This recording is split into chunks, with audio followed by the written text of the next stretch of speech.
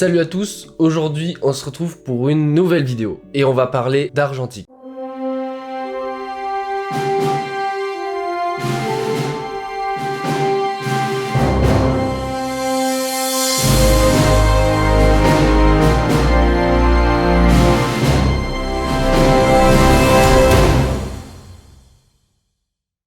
Tout d'abord, l'argentique, c'est un milieu que j'ai toujours voulu essayer, que ça soit au niveau de la photographie ou alors des vidéogrammes. Et il fallait bien commencer par quelque part, et rien de plus simple pour ça, vous allez dans des brocantes, vous regardez sur le bon coin, et vous trouvez forcément un appareil argentique ou une caméra Super 8. Et du coup, j'ai commencé avec la photographie, avec un Canon AE1. Canon AE1, un modèle très classique, très connu, qui fonctionne très bien avec des réglages assez basiques. Nous, dans cette vidéo, je vais pas faire le point de vue technique de comment faire des photos. Vous allez sur YouTube, tout est expliqué quand même assez proprement. Donc du coup, le Canon AE1. Premier modèle argentique que je me suis acheté. Je crois que j'en avais eu pour une centaine d'euros. Et c'est un modèle qui fonctionne à pile. C'est-à-dire que si vous n'avez pas de pile, ça ne fonctionne pas. Vous pouvez pas enclencher la gâchette et rien ne fonctionne. Pour ça, j'avais regardé moi sur internet un peu la pellicule basique qu'on peut utiliser avec ça. Donc faut savoir que c'est du 35 mm et j'avais pris, d'ailleurs qui est toujours là, une Kodak Gold 200. Très bonne pellicule qui est assez gentille dans n'importe quelle situation. En haute lumière, elle a un peu du mal et en basse lumière aussi, mais elle fonctionne très bien et j'avais pu faire quand même de beaux clichés, comme vous pouvez le voir.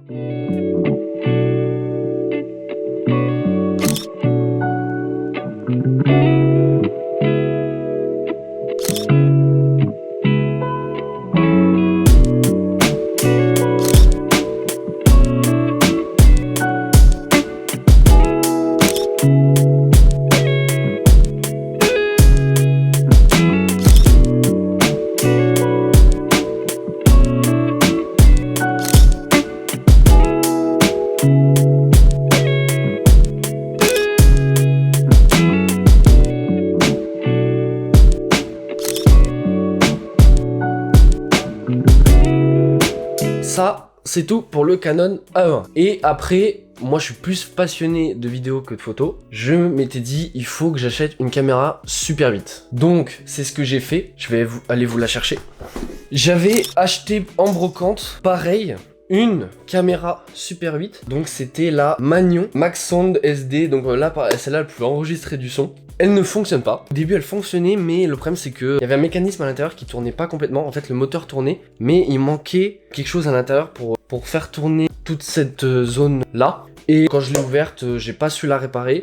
Donc, elle a fini sur un meuble, mais c'est quand même un très beau modèle. Pas forcément extrêmement connu, hein. Quand on cherche sur Internet, ce modèle-là, il ressort pas en premier. Et donc, après ça, je me suis dit, c'est cool, donc il y a du temps qui est passé, il faut que je me relance dans ça, et du coup j'ai acheté ma première pâtée. Donc effectivement j'ai acheté une pâtée Weibo Reflex, que voici, et elle est incroyable. Je suis tombé totalement amoureux de ces modèles là. Ils sont compacts, ils sont pas très lourds, et ils sont surtout super beaux. Au niveau prix, celle-là, j'ai pu la négocier à 60 €, avec le carton d'origine, bon, un peu abîmé avec le temps, et une poignée, voilà, qui vient se fixer dessous. Ce qu'il faut savoir, donc du coup, avec ces Weibo M Reflex, Pathé les a sortis en 1968, sous deux versions, avec une pellicule 9,5 mm et une pellicule 16 mm. Donc là, j'ai le modèle 9,5 mm, et il faut savoir aussi que le 9,5 mm ne se fait plus, donc vous ne pourrez pas faire des films avec une caméra comme ça, sauf si vous trouvez des pellicules sur le bon coin, on peut toujours en trouver. Moi, j'en ai trouvé 3 boîtes, donc forcément c'est des pellicules qui sont périmées, mais ça fait quand même le taf. Même en photo, hein, il faut savoir que les pellicules périmées, ça s'achète aussi. Juste votre rendu couleur, pas donner la même chose, et vous avez des possibilités que pendant le traitement, après, il y ait des problèmes, mais c'est faisable. Donc voilà à quoi ça ressemble. À l'intérieur, il y a une bobine. Cette bobine là, on vient tourner derrière le petit loquet, et on vient installer la bobine à l'intérieur. Par contre, j'ai une question pour vous, parce que forcément, vu que je commence, je m'y connais pas forcément extrêmement bien. J'ai vu sur internet justement que les pellicules vidéo, on peut les sortir entre guillemets sans être dans le noir complet, ça les abîme pas. Donc on peut charger la pellicule comme ça sans que on crame la pellicule. Est-ce que c'est vrai ou c'est pas vrai? Si quelqu'un s'y connaît, n'hésitez pas à me dire en commentaire. Et donc du coup, j'ai pu avoir 3 Kodachrome 2 ciné-couleur, donc qui est expiré depuis... J'avais vu la date la dernière fois, ça m'a fait extrêmement rire quand j'ai vu ça. Depuis octobre 66. Donc c'est assez drôle. Concernant cette caméra, elle fonctionne comment? Vous avez devant Vous avez devant en fait 2 molettes. Une première molette en haut qui sert à bobiner la caméra. À savoir que si vous tournez en 16 ou 24 images secondes, quand elle est chargée au maximum, vous pouvez tourner entre 30 secondes et 1 minute. Une fois que vous entendez la petite cloche sonner, c'est-à-dire qu'elle est chargée, et au-dessus, vous avez un bouton juste ici. Donc ce bouton juste là, vous avez 4 modes. Un mode ciné, donc c'est marqué C, forcément c'est le mode vidéo. Voilà. Et comme on peut voir à l'intérieur, le mécanisme tourne. Vous avez un mode I, qui est le mode image. Et en fait, vous faites une image. Et un mode B, où cette fois, vous pouvez contrôler l'ouverture. Enfin, le temps d'ouverture de l'image. Et pareil, ça vous fait des images. On a aussi une deuxième molette. Donc cette petite molette là, c'est une molette de rembobinage. Pourquoi une molette de rembobinage? Parce que sur le manuel, c'est marqué, c'est indiqué que vous pouvez faire des fondus. Même si, par exemple, je sais pas, une raison ou une autre, vous avez démarré l'enregistrement mais oublié d'enlever le cache sur l'objectif, vous laissez l'objectif dessus, vous rembobinez, vous pensez bien à fermer le loquet qui est ici, de la visée, parce que sinon ça vous fait rentrer de la lumière dans la pellicule. Et donc ça, c'est la première caméra que j'ai eu. Et bah comme je vous l'ai dit juste avant, je suis tombé amoureux de ces modèles pâtés. Donc je me suis dit, il faut que ça devienne une obsession et je vais acheter tous les modèles. Et j'ai continué à faire plein de recherches sur les caméras. Mais avant, j'ai pu avoir un autre appareil photo argentique, toujours de la marque Canon, et c'est le Canon FTB QL.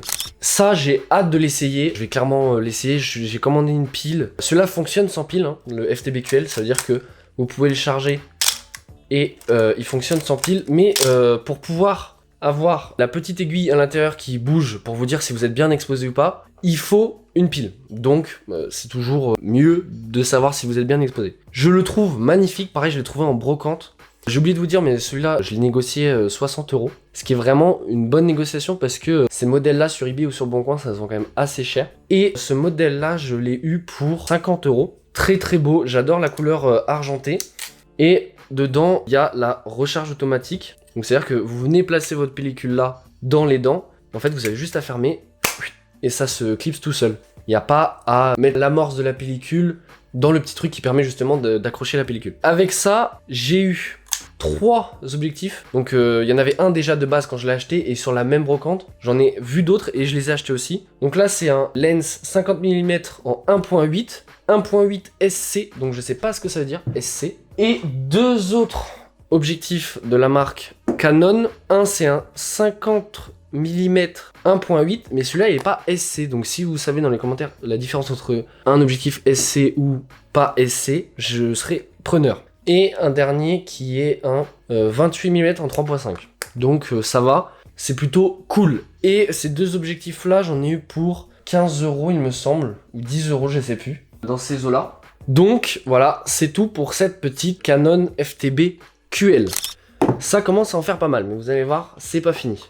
Par la suite, après cette magnifique Canon FTB QL, je me suis dit, et pourquoi pas reprendre une pâtée. Donc, bah bien évidemment, c'est ce que j'ai fait. Sauf que je voulais un modèle parce que j'ai passé énormément de temps sur internet. Je vous mettrai un lien dans la description qui parle justement, c'est un site qui répertorie les pâtés, toutes les caméras pâtées. Et il y en a une qui m'a tapé dans l'œil parce qu'en fait, c'est une caméra un peu plus professionnelle comparée à celle-là, parce que de base, elles étaient vendues quand même pour les particuliers, hein, donc c'était quand même un bon modèle. Je n'ai pas retrouvé le prix d'origine en francs de l'époque, donc si quelqu'un l'a, pareil, ça m'intéresse énormément, c'est toujours intéressant de savoir. Mais bref, donc il y avait ce modèle-là, et il y avait un autre modèle qui permettait de rajouter un magasin, donc d'augmenter la capacité de film. Et ce modèle, c'est la Pathé DS8 BLT. Donc DS8, qu'est-ce que c'est? DS8, c'est double Super 8. Qu'est-ce que le double Super 8? Et ben en fait, c'est du Super 8 double. Enfin, c'est assez logique, me direz-vous.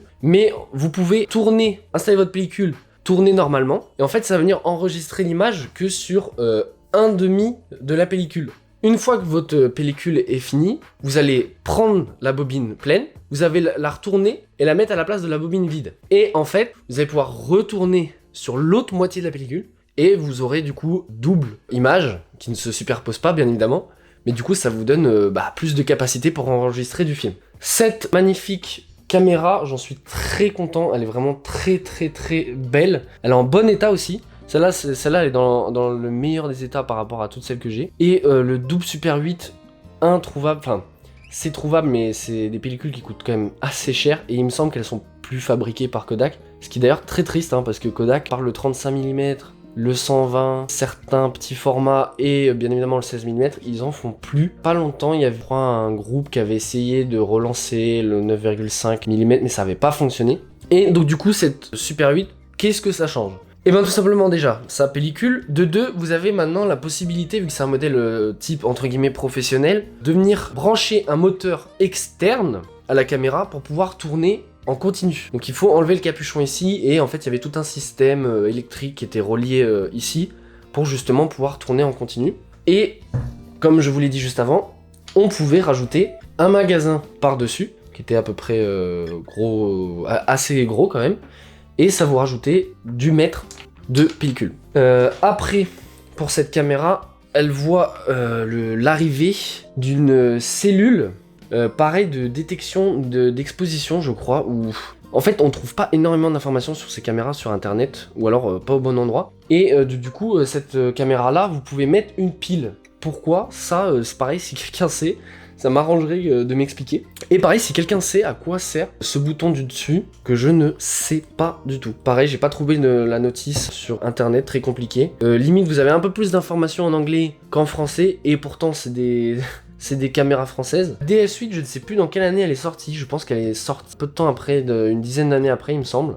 Et là, on avait un objectif en jeu. Donc ce qu'il faut savoir, c'est que c'est des montures type C, donc c'est des pas de vis quand même assez petit comparé à ce que nous on peut voir habituellement. Et il y avait deux entre guillemets grosses gammes d'objectifs qui étaient avec ces caméras. Il y avait les Sombertio Sinor, donc voilà, c'était des objectifs un peu comme ça argentés. Et il y avait des Angenieux, il me semble que la marque existe encore. Et c'est des objectifs qui coûtent quand même assez cher, hein, en fait, les Pathé, ce qui coûte très cher, c'est surtout leur objectif. C'est pour ça que des fois, quand on a, tu vois, sur eBay ou sur Boncoin, ils ont 3 objectifs. Caméra, elle te coûte 500 €. T'es un peu en mode, bon, bah, ok, c'est très cher. Donc, voilà. Je vous ai pas parlé de ça aussi, qui est disponible sur les deux modèles, mais c'est le réglage de la fréquence d'image. On peut descendre à 8 images secondes et on peut monter jusqu'à 80 images secondes. 80 images secondes, ça fait quand même pas mal de bruit, mais c'est toujours stylé. Donc voilà pour cette petite caméra. Et pour finir, j'ai fait l'acquisition d'une Pathé 16 mm.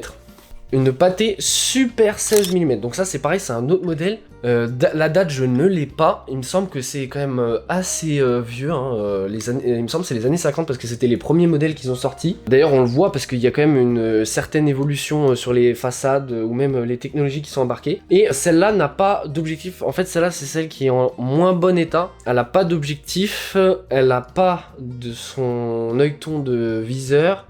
Et c'est la seule qui ne fonctionne pas. On me l'a vendu comme fonctionnelle. La personne, je ne sais pas si elle a été honnête ou pas, mais elle m'a été vendue comme fonctionnelle et quand je l'ai reçue, elle ne fonctionnait pas. Donc je l'ai démontée, voilà. Je vais vous mettre des photos de l'intérieur, comme ça, si un jour vous avez besoin. Il faut savoir que au début, moi j'ai stressé pour la démonter, je me suis dit, je vais faire de la merde et ça va encore plus casser ce que j'avais commencé. Et au final, ça va, c'est pas si compliqué que ça à démonter. Et en regardant à l'intérieur, il y avait un écrou, enfin pas un écrou, comment on appelle ça?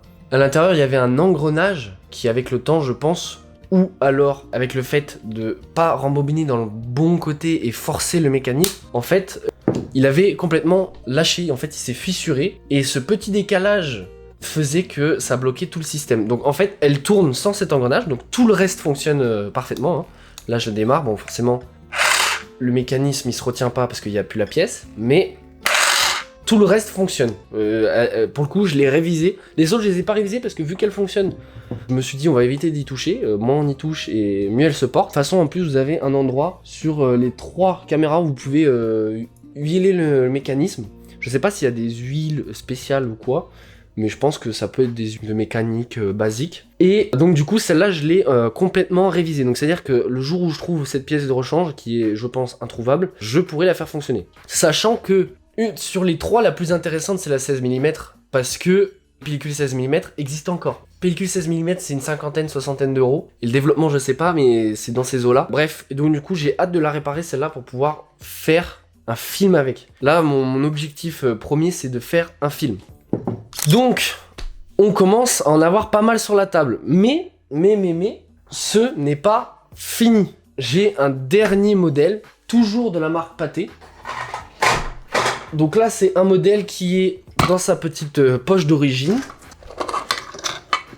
Et ce modèle, c'est la Pathé Nationale 2, qui est vraiment toute petite par rapport à ses confrères. Donc ça, c'est un autre gabarit, beaucoup plus petit, beaucoup plus familial. Pareil, avec un objectif Sombertio dessus. Et la spécificité de celle-là, c'est qu'en fait, à l'intérieur, c'était des cassettes. Donc en fait, c'était là, c'est de la marque Patex. Voilà.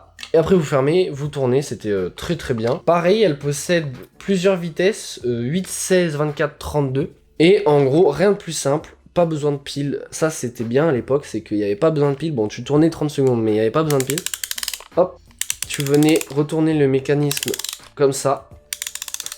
J'adore le bruit que ça fait, c'est incroyable, c'est super satisfaisant. Et pareil, là, il y avait un mode vue, un mode bloqué et un mode ciné. De toute façon, là, les 4 pâtés, elles ont exactement les mêmes caractéristiques par rapport à ça. Et là, je trouve qu'elle tourne quand même très longtemps pour une caméra que j'ai pas remontée au max. Et ce qui est cool, c'est que là, elle m'a été vendue donc forcément avec sa housse d'origine, avec une notice et avec 4 chargeurs comme ça. Je ne sais pas, je pense que c'est du 9,5 mm, puisque c'est une caméra à 9,5 mm. Mais je sais pas si ces 9,5 mm là, je peux les mettre à l'intérieur, sachant que bah, l'emplacement est quand même assez petit par rapport à ce que j'ai acheté là. Je pense que vraiment ceux-là, ils sont vraiment faits pour la 9,5 mm.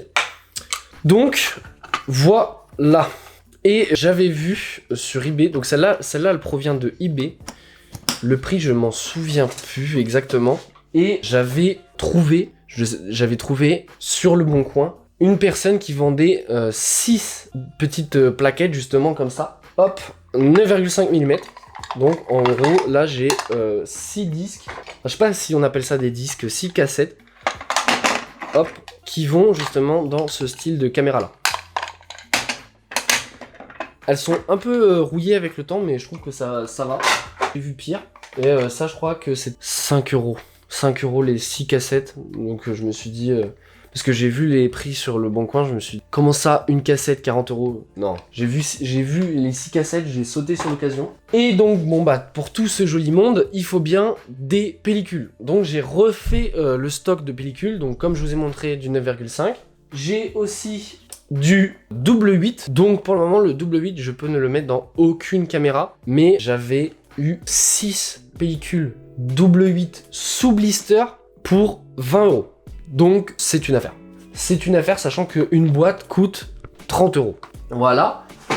Et j'en ai profité pour me racheter des Kodak Gold 200. Donc j'en ai eu 4 pour 20 euros aussi, il me semble. Donc là, c'est des 24 expositions. Et avant-hier, je suis allé dans Lyon, dans un magasin qui s'appelle les Ateliers de Marinette, il me semble. Et donc je vous mets pareil le lien dans la description. Et j'ai acheté des pellicules périmées, parce que de toute façon là, toutes les pellicules que vous voyez là, elles sont périmées. Et du coup, donc j'ai acheté une Svema 200 ISO. Donc celle-là, elle est pas périmée. Celle-là, c'est encore des pellicules qui sont produites. Donc elle périme en 2024. C'est une marque russe, il me semble. Et là, c'est du noir et blanc négatif. Sachant que j'ai que de la couleur là. J'ai que de la couleur. Ça, c'est du noir et blanc négatif. J'ai envie d'essayer. Ça m'intrigue le noir et blanc.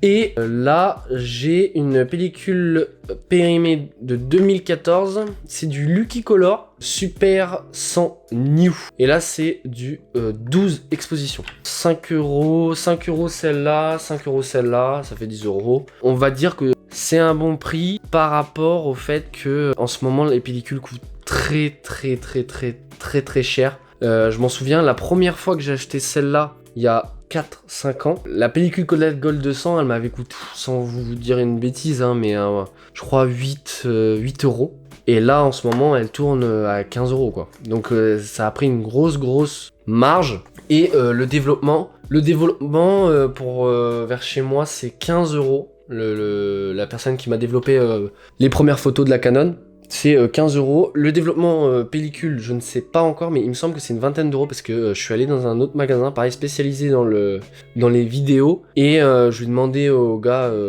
combien c'était si on donnait une 16 mm. Il m'a dit c'est 20 euros. Et en plus, en France, il n'y en a pas des masses. Et même lui, il travaille en Allemagne. Il est en affiliation avec une entreprise en Allemagne qui fait développer les films.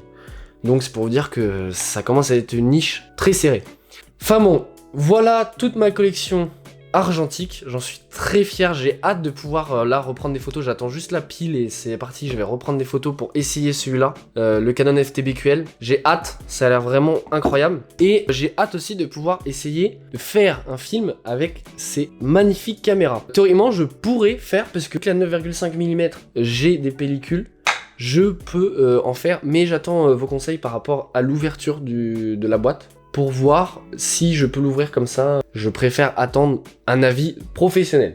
Enfin bref, en tout cas j'espère que cette petite vidéo sur les argentiques vous a plu. Si vous voulez des précisions sur certains modèles, posez-moi en commentaire des questions, j'y répondrai. Et si vraiment il y a des grosses caméras qui vous intéressent, enfin s'il y a des caméras qui vous intéressent, de rentrer plus en détail dessus, donc de bien voir l'intérieur, tout ça, et dites-le moi. Je referai une vidéo en individuel sur ces caméras-là. Donc écoutez, j'espère que cette petite vidéo vous a plu. En tout cas, moi, ça m'a fait extrêmement plaisir de vous revoir. Et on se dit à je sais pas quand pour une nouvelle vidéo.